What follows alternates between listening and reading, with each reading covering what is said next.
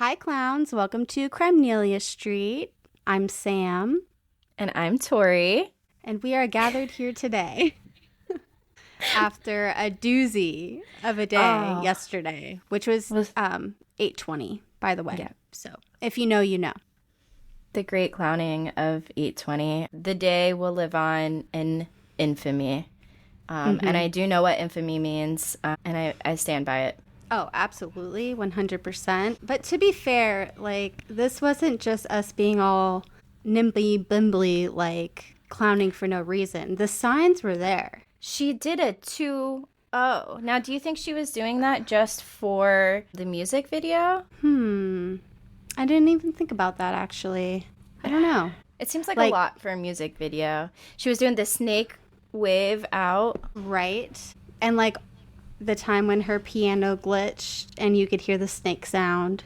Yes. The abundance of Reputation surprise songs. I did something bad. I did something bad? Like, come on. Taylor. She knew it. Right. She knew what she was doing. I think Shoshana said it best. She said, so she just doesn't want us to be happy. Exactly. Although, I mean, what we did get yesterday was pretty awesome. I will say, I'm really glad we did. I was watching that one. I actually haven't seen a TikTok yet of the Florida performance because I've been so busy since then, and I cannot wait. Oh, yeah. I found some good ones that I'll send to you. The way Florence just, like, rises up like an angel. It is, like, it gives me goosebumps just thinking about it. It was so good. Like, one of my favorite live performances, like, of all time. Like, top 10 for sure. Yeah. I heard Florida, and I'm like, at first it took me a second. I'm like, wait, what? Right. Like, oh my gosh.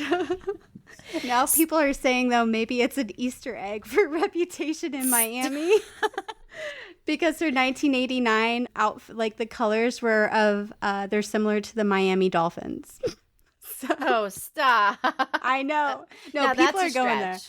Right. Like, I'm not even going there yet. I'm like, wake me up when Reputation, Taylor's version, is released. Like, I think I need to I don't know if my heart can take it anymore. To be I love Taylor. I'm having so much fun with all the guessing.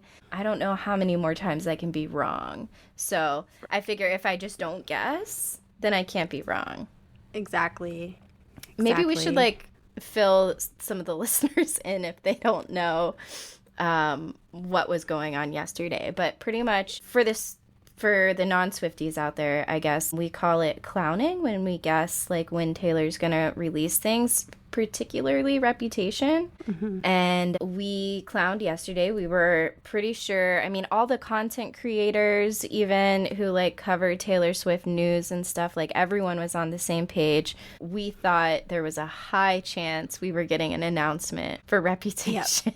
Yep. Taylor's version, which is funny. It has to be the most anticipated album of hers ever, and it's one that we kind of already have, but not her version and not the vault tracks. Exactly. I am, those vault tracks. As she said, they're going to be fire. So. Locked away in lowercase inside a vault. So yeah, we were sure we were getting it, and that we did not. But we did get some really cool guest appearances at the last London show. So we got Florence the Machine came on and sang Florida with Taylor, which isn't usually part of the set list. And then Jack Antonoff came up and they did Death by a Thousand Cuts mashup with Getaway Car. And we're just being, like, so cutesy up there. I love it. Back and to just back. Like, yes. And the classic clip, people, like, actually mash it up. Do you know the clip I'm talking about where they're writing Reputation and they're trying to figure out the words? So they're kind of going back and forth. Have you seen that? I don't know, actually. Okay, because they pretty much recreated it on stage, and it was so adorable. Yeah, and it's funny also because, you know, the Dayman song from It's Always Sunny, when they're trying to write it, he's like, Dayman, he's like, yes, fighter of the Nightman, and Dennis is like, yes, champion of the... And then Charlie's like, son. And it literally, like, the way Jack and Taylor are writing Getaway Car sounds exactly like that. So people, I'll have to send it to you. And they recreated it on stage. And it was, like, so funny. Yeah. Oh.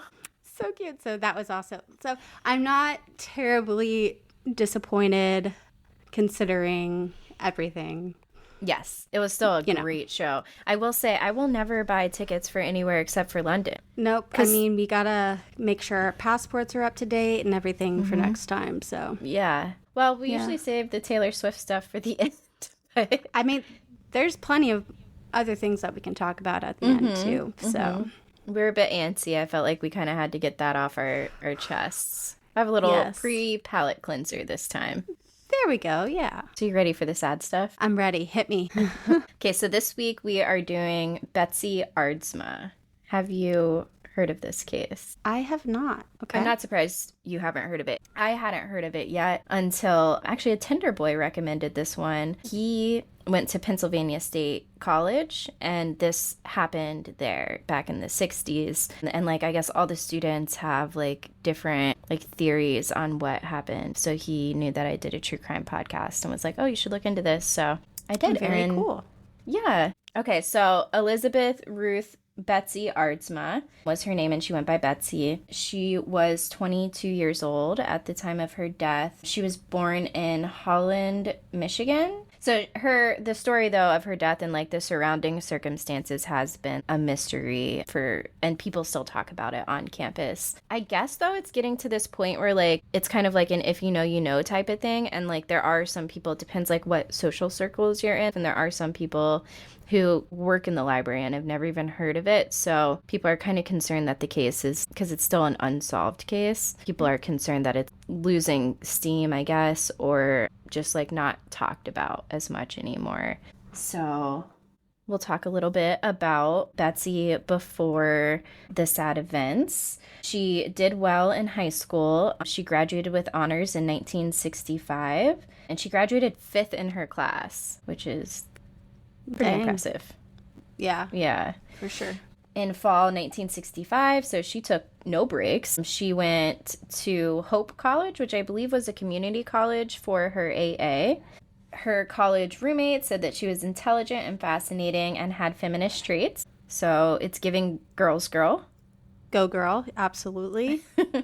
She was 5'8", had long brown hair, and she was just absolutely stunning. She was very focused on her schoolwork. Boys were very attracted to her, but she wasn't distracted by the boys too much. She was pretty, like, eye on the prize schoolwork. Mm-hmm. When she went to Hope College, she was initially hoping to become a doctor. And then by the time she started at the University of Michigan in 1967, where she was going to do the last 2 years to get her bachelor's degree, she wasn't really interested in becoming a doctor anymore. She had fallen in love with arts and English. So that's what she was majoring in for her bachelor's. She started dating David Wright her senior year at University of Michigan. And she graduated with her bachelor's degree in 1969. So there was one boy who was lucky enough to catch her eye. Aw, yeah. She graduated in 1969 with her bachelor's. She was considering going to the Peace Corps, but when she talked to David about it, he said that he wasn't sure like how their relationship was going to hold up if she went like international, and he was going on to med school, so he knew that he couldn't join her in the Peace Corps. And I don't think it was like an ultimatum type thing where he's like, you can't go, but I think he was just like, I don't know if that's the type of relationship for me. Yeah, they just had to go their separate ways kind of thing. Well, if she went, yeah. Oh, if she went. Mm-hmm. And I think that's fair. Yeah, especially when you're that young and right and all that.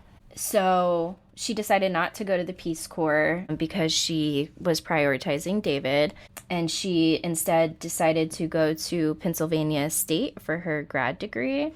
She enrolled at Penn State in the fall of 1969 to stay close to David. David attended medical school at Penn State Hershey, which is about 2 hours away. So same school overall, but like different campuses, if that makes sense. Mm-hmm. Yeah. And it was kind of crazy because so she was going to University of Michigan before going to Penn State for her grad degree, and women were actually starting to be murdered at University of Michigan. So her family was like super happy that she because she almost stayed at University of Michigan for her graduate degree as well, and then went to Penn State, and everyone was like really relieved that she was getting away from there. Right. And that was the co-ed killer, who was 22-year-old John Normal Collins. Her boyfriend went to Penn State Hershey. Betsy's roommate, Sharon Brandt, later recalled that Betsy spent much of her free time either studying or going to see her boyfriend at Penn State Hershey. They were on Thanksgiving break in 1969, celebrating with David, so she was at his campus. They were with some of his friends celebrating the holiday, but Betsy was pretty stressed out because I believe she'd been at Penn State for her graduate degree for about 8 weeks now, but she felt like she was falling behind on this English assignment she had due. So she was stressed out, decided to cut her break early and to head back to her campus so that she could get to work on this English assignment that she had. So November 27th, 1969, David Wright dropped Betsy off at the bus station to head back to Penn State so she could speak to her professors about the research paper. And sadly, once David dropped her off at this bus station, he never saw her again. And they had been dating for about a year at this point and had plans to be engaged by Christmas. And this was November 27th. God damn it. It makes me want to cry. It's so sad. All the pieces were falling into place. Oh. I know. And it's not like she was like boy crazy. Like she really liked this guy too. And he seemed to really like her too. Ooh. I know. Ouch. You poked my heart. November 28th, 1969, so the next day after being dropped off at the bus station, around 4 p.m., Betsy visits with her professor, Nicholas Juvovsky, and told him of her intention to visit the Stacks at the library, which is like a part of the library. And it gets its name, the Stacks, because it's just like, I've looked at pictures of this online. It looks like it's rows of books that kind of slide. The rows, like when you walk in between them, can be super narrow.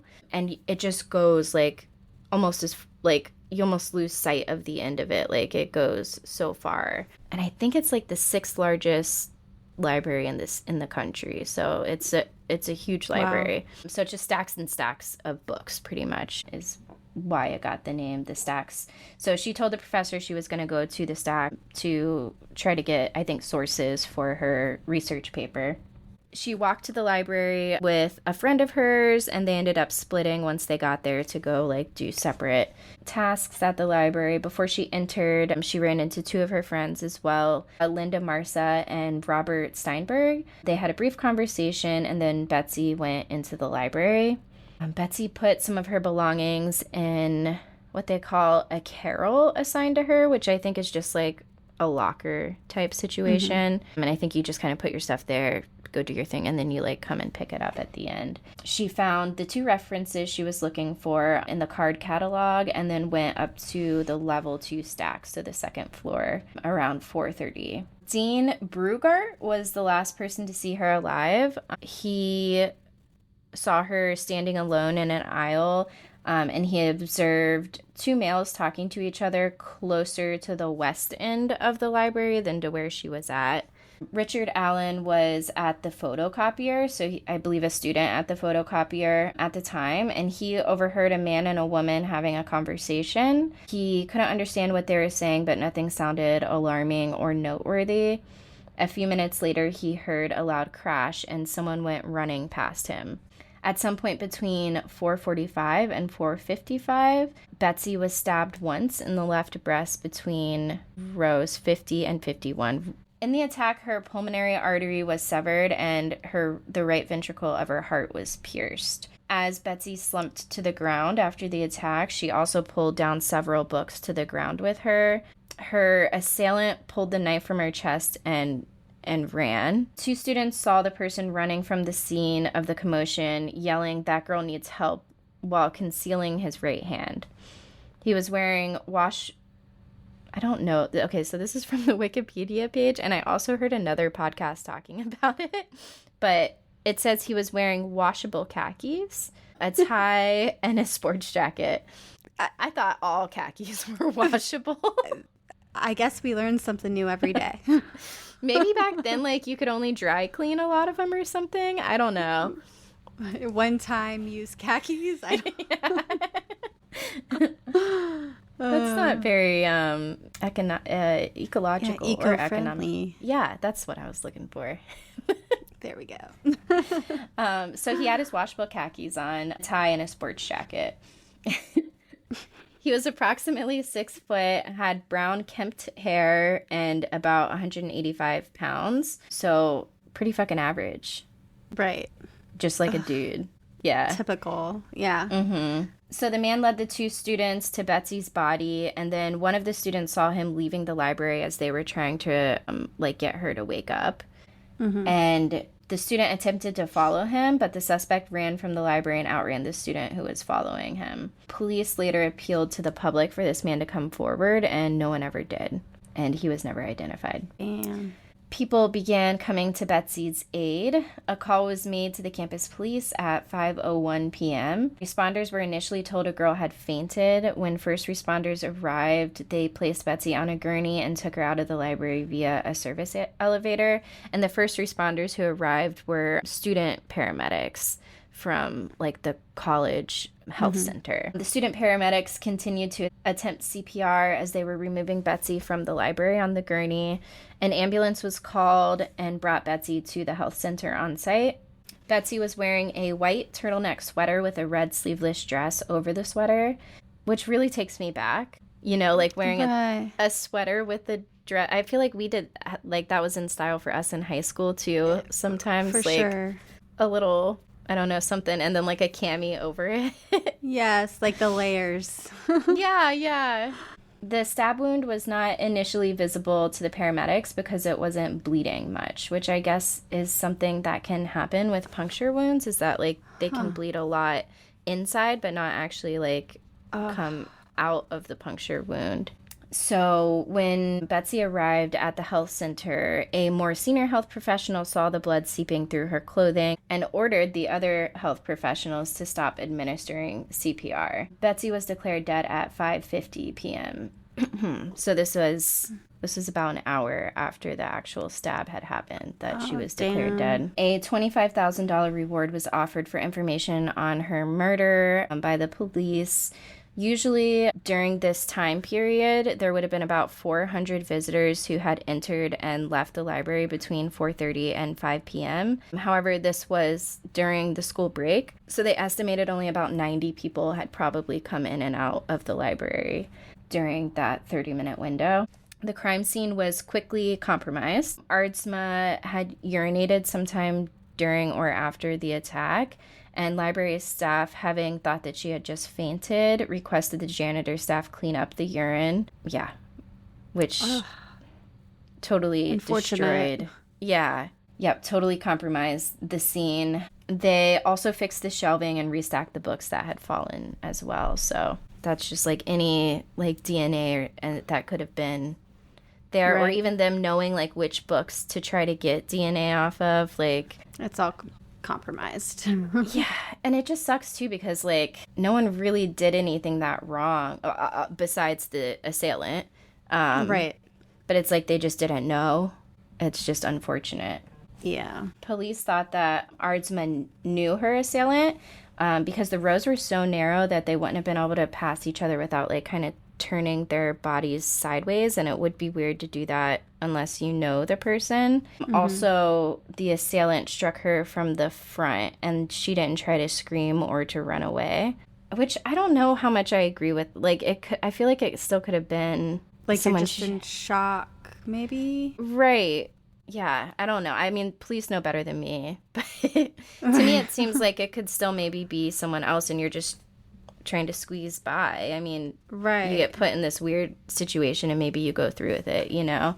So the police ruled out stalking, as no one but her professor that she had spoken to before and her boyfriend knew that she would be even at Penn State, let alone in the library, because she had come back early. She was still supposed to be at the Hershey campus with her boyfriend. Again, though, I do feel like a stalker could have, like, seen her You know, so I don't know. Some of these rule outs, I'm like, I don't know. But again, I'm not the cops. I don't know what I'm no authority on this. The boyfriend obviously was questioned and considered as a suspect. He was quickly ruled out, and he seemed to genuinely be worried about her. He later said that he would always wonder what their lives would have looked like if she hadn't gone back to school. Oh, I can't. David. I don't know why this, like, the love story between them is just so sad. It's so tragic. It is. It's just like that young star-crossed lovers, and they're both, like, doing so good and in school and doing everything they should be, and... Right. It's very heartbreaking. So they did still try to investigate the crime scene. Semen was found, and I quote, pretty much everywhere in the aisle the attack had taken place in, and some of it was days old. So there were also many... I was not expecting that. No. I as well was not. I was like, hold up. Okay. There were also mini porn magazines stored between books in this section, and then there was like a desk like a couple rows over that had a bunch of porn stacked on it as well. A lot of the sources that you look into for this case will mention like homosexual porn as well. And it's mentioned that like the police thought that maybe she walked up on like a homosexual encounter and that she saw them and she was attacked because of that. But that also feels weird to me. It feels like something that someone would have said back in 1969. Right. That's so weird. Right. Like, why do we have to say that it's homosexual porn? Like, there's also heterosexual porn there as well. So, like, there's just porn. There's all kinds of porn. Right. There's just porn there. I'm sure there's some weird heterosexual stuff. No, like, for sure. Like, I don't know. Anyways, so it was thought that this may have been a place where people went to masturbate or engage in sexual activity or exhibitionism. So maybe Betsy walked up on someone in some kind of sexual encounter. So William Spencer was one of the suspects. He claimed to have killed the girl in the library at a Christmas staff party in 1969. So there's that. Okay. Is that an appropriate time and place, William? I don't know. Like, did he... No, that's hilarious. I actually didn't think about that. Like, the Christmas party. Right. It's something like Michael Scott would do, you know? If he was a murderer. Yes. Which he's not, I assume. Yeah. Oh, don't let him be. I can't. Please don't. Yeah. We need something good in this world to, like, hold on to. Until reputation. Right. So, yeah, he claimed that he killed the girl in the library at a Christmas staff party. He says, so he was a professor, and I couldn't tell if he was a professor at Penn State or at a college nearby, but he was a sculpture professor. And he claimed that during her time there, she had become acquainted with him enough to come pose nude for his sculpture class for money. And maybe, but it just seems doubtful. Like, the people who knew Betsy said that doesn't seem like something she would have done. She was very conservative and modest. So who knows? Very demure. Very demure, very cutesy. Not like other girls. No. Sorry, I'll stop. Please don't. These claims were never corroborated and didn't seem like something Betsy would do, according to her close friends and family. Police ruled him out because he had just moved there a few weeks before, and they didn't think there was enough time for Betsy to have become acquainted with him at the level that he was saying that they were. But it's still weird. Like, why would you just, like, almost like in a braggy kind of way? Like, I know. But it's just weird, even though you did it. Most likely. Like, but I do feel like you hear about that a lot in true crime, where someone like falsely confesses, and I've never been able to wrap my head around it. It's like is I almost feel like those people have the mentality of like no attention is bad attention. Ugh. But like, ew. No, it is. It's really bad attention. Right. Yeah, like this is probably the only way you're remembered anymore, William. Sorry. Congrats. that was mean, but hey. But that's fucking weird. Yeah, so it is. Yeah. It is. Another suspect was Larry Maurer. That is Maurer. How would you say that? Maur Maurer. Like corroborate. Can't. Maurer? Yeah. Maurer. Okay. Betsy was known to have had coffee with him and been acquainted with him during her short time at Penn State. He like severely did not match the description of first of all, I think the assailant had glasses and he did not, and then he was blonde hair, assailant had brown hair. Mm-hmm. He just like didn't at all I think he was shorter too than 6 foot. He just didn't match the description at all. So he was ruled out pretty quickly. And then there is Richard Hafner. He was a 25-year-old geology grad student at the time of Betsy's attack. He went on to become a very successful geology professor later, and was like, I think, world-renowned geologist. But he was always known to be an oddball and like very awkward socially. He's known to have taken extreme measures to maintain platonic relationships with women to conceal his homosexuality. He drove 800 miles one time to tell a woman who he had met once that he loved her. So, okay. Can you imagine? Interesting. Yeah. That is an interesting choice. Mm-hmm. It's like one of those things that like, if you guys had like a really like established like cute relationship, that could be a really cute thing. Mm-hmm. You know, driving 800 miles to say it. But if you met once, it's terrifying. It's a little, yeah, absolutely. Very. Did I ever tell you about the Tinder boy who called my job? No.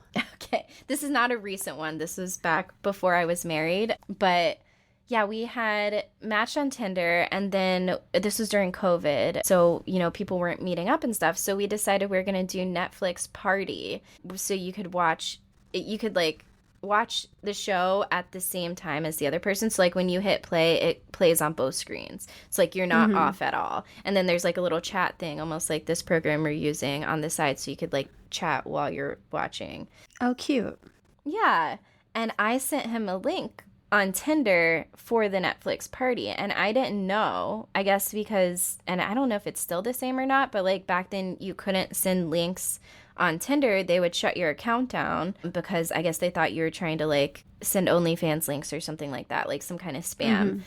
So I sent the link, and then he says in the chat, he's like, oh, I don't know if you're allowed to do that or something like that.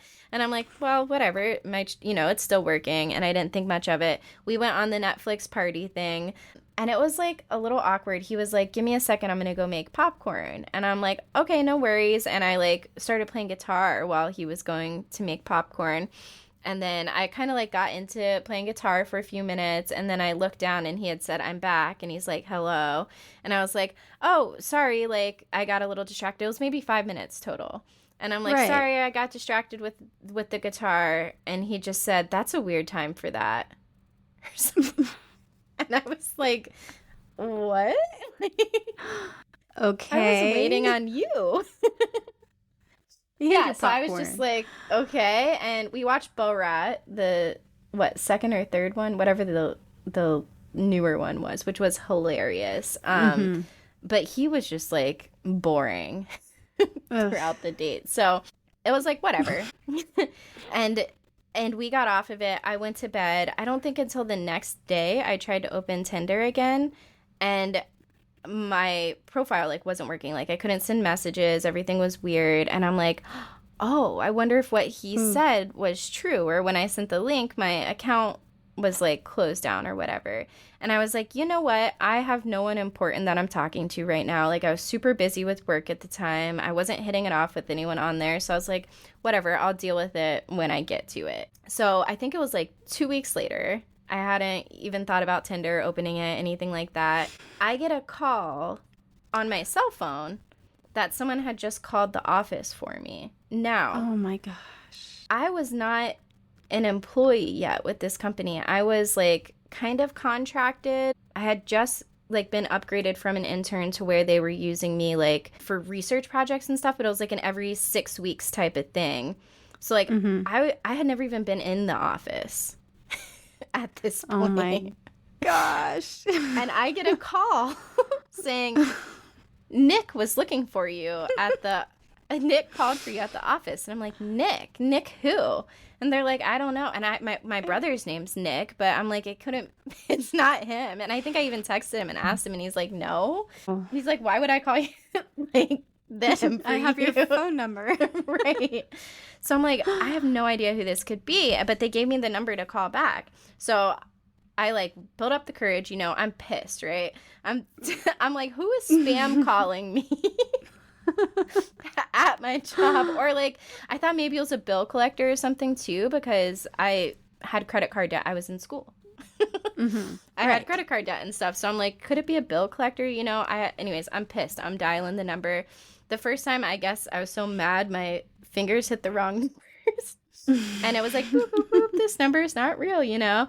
And I was like, God, I can't even call them back. They were calling me from like a fake number. And I was like, you know what, one more time. I'll try it one more time. I did. And someone's like, hello? And I'm like, hi, who is this? Listen here, buddy. Yeah. And he goes, Nick? I'm like, Nick who? Were you sent by someone? Right. Who wanted me dead? No. I'm like, Nick who? And I like I sound pissed. Because again, I'm thinking this is a bill collector calling my job. And he's like, Nick, like we met on Tinder. We had that date that one time. And I'm like, I was like, first of all, I was silent for like a good 10 seconds. Because I'm like, I don't even know. I was just like in shock. I forgot even that Nick was a person, that Nick existed. Like, I'm so sorry, Nick. But we just didn't hit it off, you know? So like it had just been out of my memory, really. Right. And I was just silent for a bit, and then I'm like, okay. And I was like, so how did you find out where I work? Because I did not put on my profile where I worked. I put that I was like a research technician, and then I think it said like at nonprofit or something, or at conservation. He Googled like conservation places in the city that I live in, and he told me this. And it was one of the top searches. So he like called and asked, is Tori there? And then they're like, oh, she's not in right now. And then called me. Oh, man. So like, he was like, you know, like just, and I was like, I don't know what to say right now, man. I gotta go. And he was like, okay. And I was just like blown away. And I thought about it because part of me was like, I don't know, is this cute? Right. But then the other part of me is like, no, like he found out where I was working when I didn't tell him. And like, again, if we had this like really cute connection and then my Tinder like cut us off, it would be different. But we had that one date that wasn't very good. Yeah, and then he found out your guitar playing weird. Right. And then he found out where I worked at and called. And I didn't even actually work there yet. So, yeah. So weird. I ended up texting him like a few hours later, and I was like, listen, dude, that was real weird for me. And I don't think I want to continue this. Don't do that. Anymore. Don't do that. To anyone. Yeah. No. Oh my gosh. I thought that was kind of comparable. It's like one of those things that like could be cute under different circumstances. Right. Yeah. She also didn't think it was cute, and she shut the door on him and called the police. Yeah. That was probably So, Richard Hafer was also known to have explosive anger outbursts and erratic behavior. He was known to frequently dress in khakis and had brown, kempt hair. Washable? It didn't specify, but that is my number one question. Yeah. Betsy had recently terminated their friendship as well. So they like had been friends for a little bit. And like, again, she had only been on this campus for like 8 weeks. So I think she met him on campus. They had gone to like a couple, I don't want to call it dates, but they had like gotten together a couple times. And then I think she realized he was like not a good person and was like, we're not going to be friends anymore. Also, I think he was trying to like kind of like be flirty with her, and she was very loyal to David, so she wasn't having any of that, and she terminated their friendship. So that had happened recently before her murder, and it's thought that he also stole some precious rocks and minerals from the Geology Museum at Penn State. He spent the following 2 years post the attack studying off campus as well, which is just interesting. Yeah. And he had a striking resemblance to the police sketch that was made of the guy who had ran away from the scene. So. Very suspicious. Yeah. He was questioned in December of 1969, but there wasn't enough. Like, there was some circumstantial evidence, but there just wasn't anything solid enough to where they could have arrested him. And the police in this case, like, did do their due diligence. Like, they went down every path. Aw. And, yeah, they're just... Can you imagine, like, today's age, like, there would have been cameras. Oh, yeah. Cameras. You know? Somewhere on that campus. Like, definitely at the front of the library. If not, like, in the level 2 stacks. I just can't believe, like, anger problems. She cut off the friendship. He steals things. Like, he matches the description. Oh, that must have been so frustrating I know. The police. Yeah. And the family. Oh, yeah. Yeah. And David. Oh.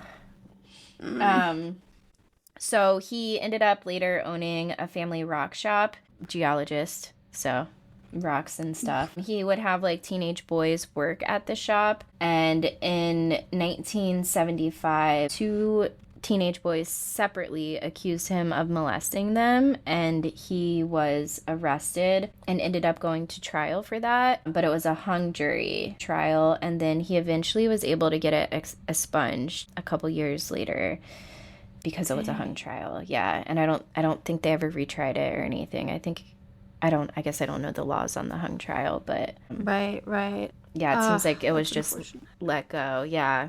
Lauren Wrights, who I believe was a professor at Penn State, came to the police in 1976, so this is 7 years later after the attack, letting them know that the night of Aardsma's murder, Richard Hafner came to his house stating a girl he dated was just murdered in the library, which conflicts with the story that Richard told the officers, because Richard said that he was in the dining hall when he heard rumors of her getting stabbed, and then he said that he went somewhere right after the dining hall, and it wasn't to this professor's house. So if he did go to this professor's house, it's not lining up with the story that he told officers initially.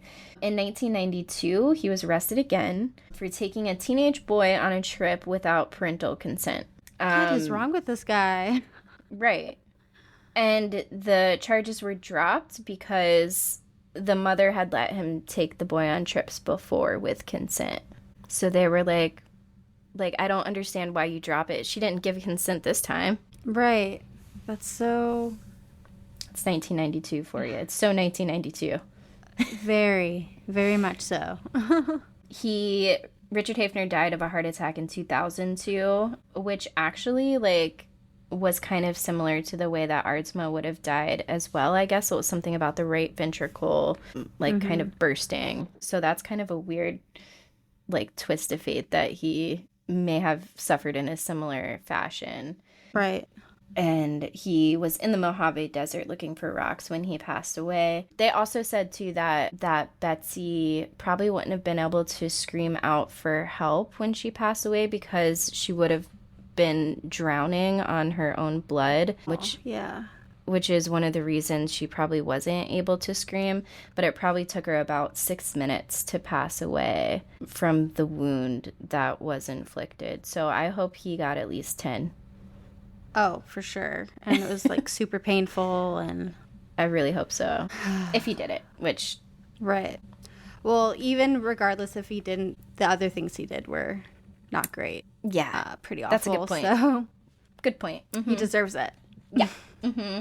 So this is interesting. So he passed away in 2002. In 2009, a nephew of his came to police and told them that he had overheard a conversation between Richard and Richard's mother, where Richard's mother was angry with Richard.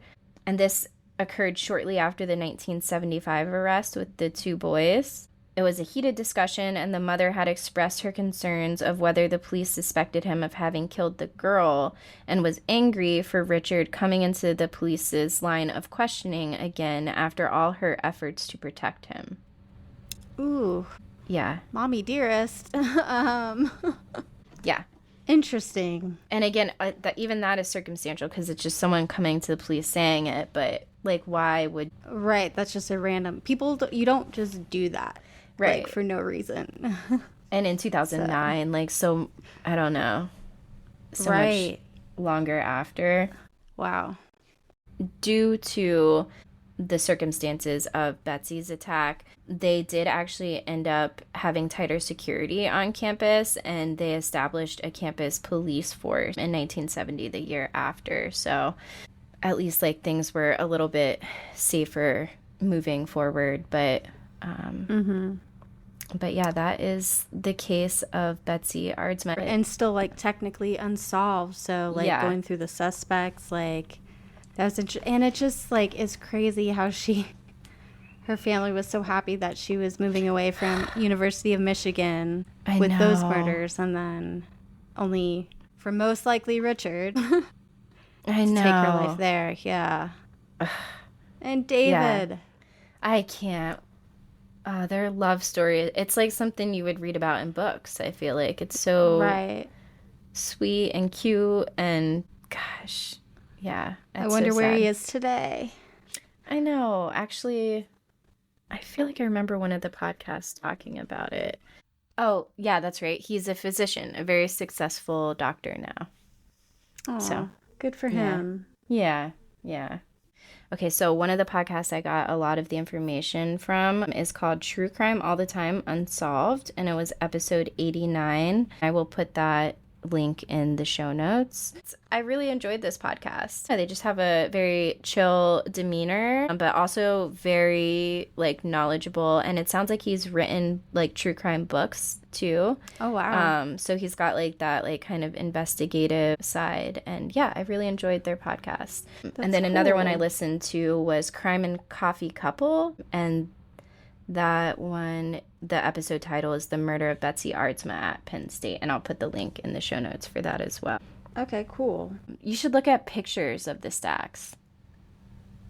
Yeah, it seems like scary, like you would almost get like squished accidentally sometime. You know those rolling ones, you know? Yeah, it looks like they do slide, right? Right. That's what I honestly thought where the story was going. I thought she got squished. Oh my God, that would be terrible. Yeah. It just goes down so far. I tell you what, I don't want to masturbate in there. I know. Like, it was weird that there was this whole did they test the surrounding aisles, or was it this specific, like, aisle that was covered in semen? No, I think it was some of the surrounding. I'm sure funding, like, only lets you test so far. You know, you can't just be like, is the semen still over here? Right. But no, I think it was, like, in a couple rows. So. That is interesting. Yeah. Maybe the 1960s were a different time, you know? It was wild, man, apparently. Yeah, I never walked up on anyone. That was the summer of love. Yeah. I never walked up on anyone masturbating at my college library. I can't say I've seen that either. Mm-hmm. Thankfully. Yes. Yep. Yeah. I am blessed. Grateful. Mm-hmm. Hashtag blessed. Well, that was a really good story. Thank you for sharing. Of course. Yeah. Yeah. It was interesting for sure. And it was kind of fun because I had never heard of this one before. Right. For sure. Should we talk about some happy stuff again? Should we sandwich it? Yeah. Palate cleanser. Let's just put a nice little top onto the sandwich. Well, also, we did get So Long London at the show as well, which we were all waiting for. Like, how could she not? Mm-hmm. Yep. Oh, it was so good. She was singing to me. I know it. So, yeah, I'm going through a divorce right now. I don't know if we've mentioned that. I don't think so, no. And, yeah, I felt like she was singing to me. I'm pretty sure she did that for me. Aw, yeah. It was just so, like, poetic and... And on the piano. It was good. Yeah. That was so good. And now there's a break. I know. Are we... So the VMAs? Right. So the VMAs, right? Well, there is that whole thing in the Tortured Poets department, that letter from Stevie Nicks says like September 13th, which I don't know when the VMAs are. The 10th. Okay. Suspicious. Yeah, I've heard some rumblings of the VMAs, but I just think like what she did at the Grammys with Tortured Poets, like I don't know if she'd do that again. Yeah, I don't know either. Maybe she'll have it as like a stipulation, like if I get this certain award, then I'll do it. Because that's kind of what it was at the Grammys. Right, but it doesn't guarantee that she'll do it either. What do you think about the no explanation? Like, do you? Because how much of no explanation can she really do? I feel like she would miss out on a lot of money if she no explained it. Right. Yeah. And that just isn't really giving to do. Yeah. It just really isn't giving her style lately. I just can't really imagine her not like just dropping it. Right. It is the whole, like, maybe the no explanation will be like there's no Easter eggs leading up to the announcement.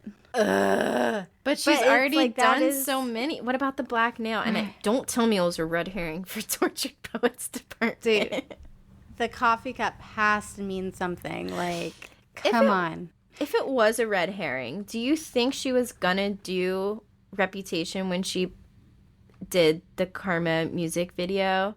And that's why it was a black nail. And then later they were just like, oh, red herring. Right. That's a good point. Or was it always going to be TTPD? I don't know. Because, like, she was writing TTPD pretty much in 2023. Like, she started writing it in 2023, right? No, because it came out this year and she had it for 2 years. For 2 years. Okay. So since 2022. I don't know. These are the things I think about as I'm trying to sleep at night. Thanks for joining us on today's episode of Crimenelia Street. You can follow us on Instagram at Crimenelia Street. You can follow us on TikTok at Crimenelia ST Podcast. Or you can email us at crimeneliast@gmail.com. Bye, clowns. Bye, clowns.